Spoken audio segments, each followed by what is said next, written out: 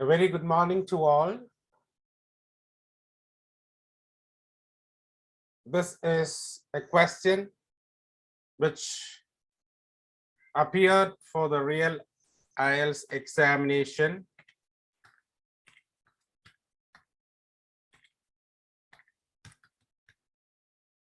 on 25 September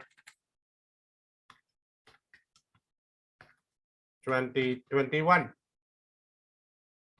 So yesterday also we have discussed one particular task 2 which appeared on the same date. So this is also task 2 which appeared on the same date, that's this Saturday.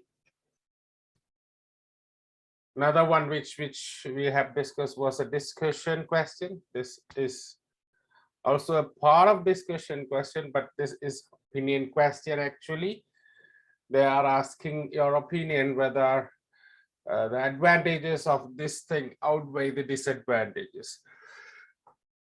So what exactly is the question? The world should have one government rather than a national government for each country. Instead of having individual governments for each country, the world should have one single government. Do you agree? Or do you think the advantages of this thing outweigh the disadvantages? If you agree, you will be definitely saying the advantages of this thing. If you disagree, you will be definitely saying the disadvantages of this thing. This makes it an opinion question. One statement, based on this one particular statement, they're asking the question, do the advantages of this outweigh the disadvantages? So how I identified it as an opinion question? Because I can see that only one particular statement is there. On this statement, they're asking advantages outweigh the disadvantages.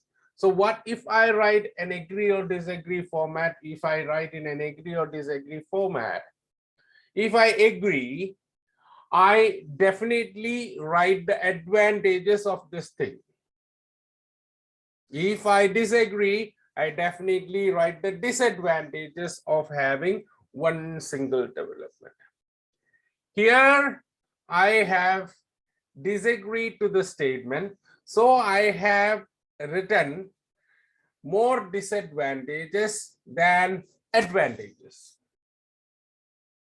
The words change in the question. Do the advantages outweigh the disadvantages?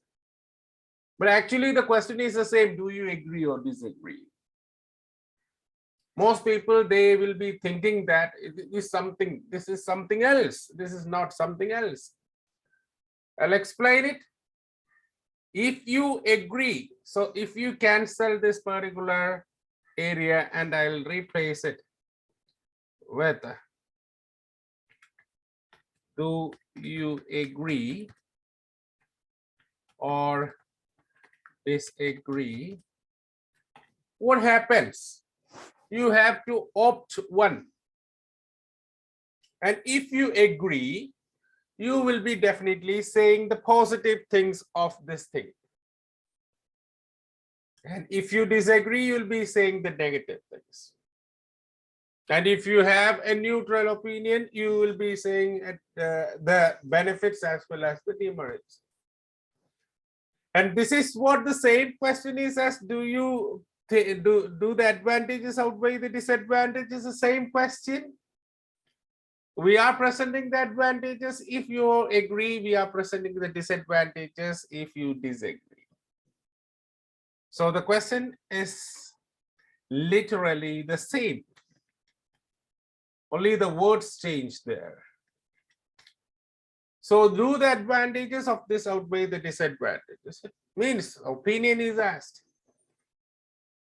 You can say the advantages are more, you can say the disadvantages are more. It's your personal opinion. Or you can say 2 paragraphs. Oh, these are the advantages, these are the disadvantages. I cannot say whether it is advantageous, more advantageous or more disadvantageous. 3 options. 1, more advantages, you agree. 2, more disadvantages, you disagree. 3, oh, halfway, these are the advantages, these are the disadvantages. I cannot make out whether it is more advantageous or more disadvantageous. So that is the third stand. Then in that case, you need to write 2 big paragraphs as body paragraphs. So it's up to your thesis. You can agree, or you can say more advantages are there. You can disagree, or you can say more disadvantages are there. In such cases, you'll be writing 3 paragraphs. And in a case that you are presenting it, that it has both advantages and disadvantages, I cannot say which is more, which is less. In such cases, introduction, conclusion, and 2 big paragraphs will be there. It is based on your thesis. It is based on your answer, how the format goes. Okay. So if you favor some, 3 paragraphs. If you disfavor, again 3 paragraphs. You are be saying that you have a neutral stand, 2 paragraphs. So that is the format here. Now let's see the introduction here. It is proposed by some. So why has it be the case? Now, it is proposed by some. Why you have said this? It is proposed by some. It is proposed by some. It is written just because to identify this is not my opinion. If I read this, I can say that this is not my opinion. It is opined by some. It's proposed by some. My opinion is different. I have a different opinion. I separated my opinion. This is a different opinion. This is a different opinion. My opinion is different from this opinion. So I separated with the phrase, it is proposed by some. This is not my opinion. My opinion is that it brings more trouble than benefits. It means it is disadvantages than advantages. So this is very, very crucial if you have to separate the ideas. I have a different opinion from the statement. Separate it. Make it different.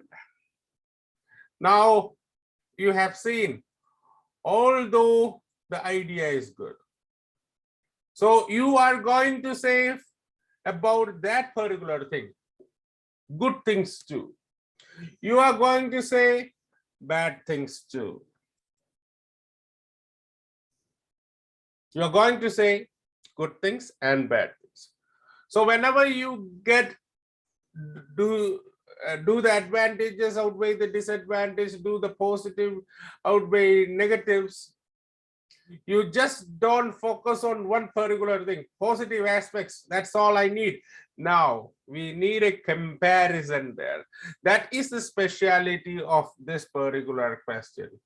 If I go with an agree or disagree question, I can definitely agree to one particular statement completely. But here I need to make a comparison. Definitely advantages and disadvantages should be compared. So that sorts of comparison is needed in this particular question. When you see agree or disagree question, you can completely agree, you can completely disagree. But in this particular question, you need to say both. You can agree, you can disagree, but you have to mention the advantages, you have to mention the disadvantages too. That's the thing. Now, when each country is ruled by its own regional government, the first benefit is that it can focus on developmental process more effectively. So this is the first benefit. More effectively, it can involve in the developmental process. To be precise, such governments can have short-term plans which can concentrate on specific objectives and execute it much productively. So what exactly it is? Such governments have short-term plans. If individual governments are there, if regional governments are there, they can set short-term plans. They can concentrate on specific objectives. They can execute it much productively. For example, if a region has problems in education, if you are having problems in education in one particular sector of or a region of a country, because of lack of teachers, the problem can be addressed very effectively within a short span of time, just because it's a regional problem. It's not a global issue. On the other hand, when you are under a single government, a single global government, this problem cannot be addressed within the span of time because we have a list of priorities. The world, they have a list of priorities.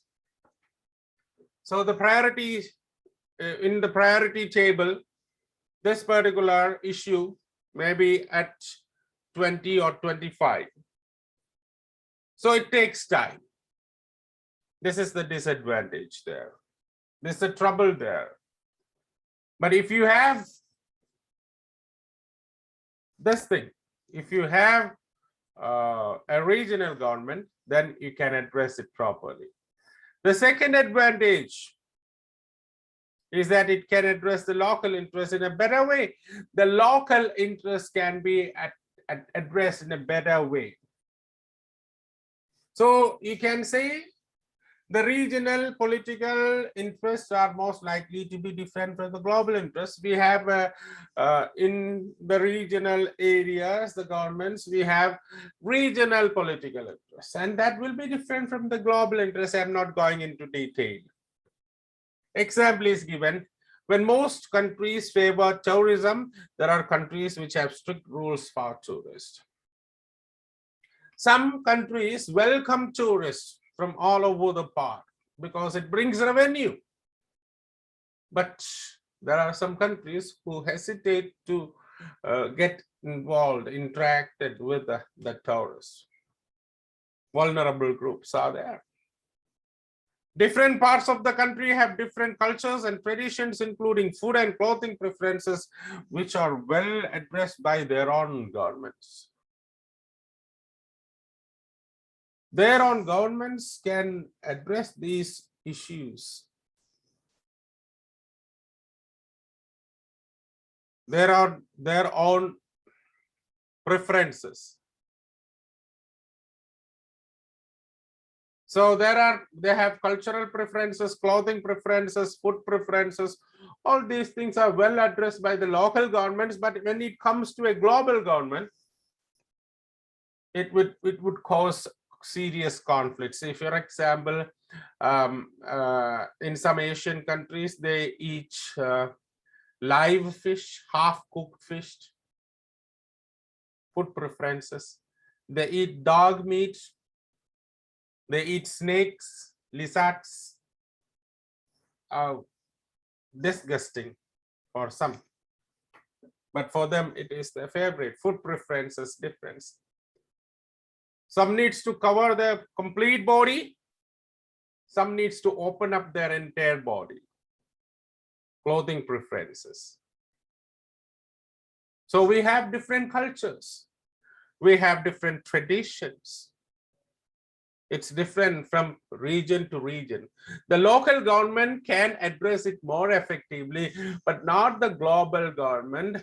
If it happens, it may cause problems, conflicts, serious conflicts, because the interest of the local community can be met by the local government, not the global government.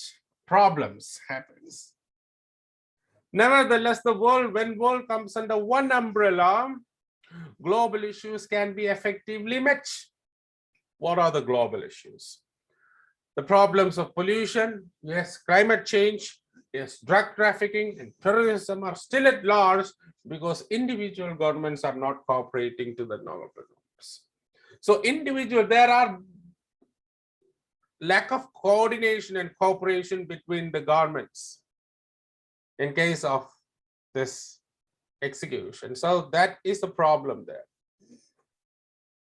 To conclude, when the government is brought under one government, there are obvious benefits. Visible benefits are there. However, in the present situation, it is better to be under individual governments because of better governments. You can say that there are obvious benefits if the global government is ruling you. But in the present situation, it's better to be under the individual governments, better because of better governments. So because of better governance, these are better governments than this thing. So because of this thing, we have seen that we can say that this is disadvantageous if the world comes under one particular rule. That's the end of the session. Have a nice day.